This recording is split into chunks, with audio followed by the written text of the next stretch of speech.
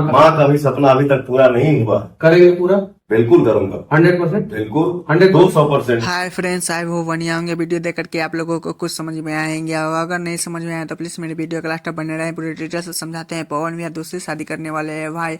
हाँ भाई, सही सुनने, पवन भैया दूसरी शादी करने वाले हैं। मैं किसी सपने या किसी अफवाह में आकर नहीं बोला, ये हकीकत है। क्योंकि पवन भैया ने मनीष कश्यप के इंटरव्यू के दौरान बोले थे कि मैं दूसरी शादी करूंगा, क्योंकि माँ का अपना वो सपना पूरा करना है। जैसे भी हो, जो भी हो, पवन सिंह ने बोला कि मैं अपनी माँ को सपना पूरा करूंगा, उनको एक पोता ला के दूंगा, जो भी हो।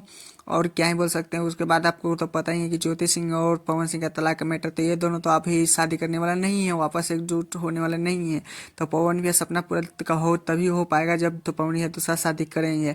तो खैर, मेरे चैनल पे नए तो चैनल को सब्सक्राइब, वीडियो को लाइक करें, कमेंट में जरूर बताइएगा कि पवन भैया शादी कर पाएंगे या नहीं, और हाँ करेंगे भी तो वो निवृत्ति कौन होगा, प्लीज़ कमेंट में जरूर बताइएगा। फिर मिलते हैं नेक्स्ट वीडियो के साथ। टाटा बाय बाय आज के लिए।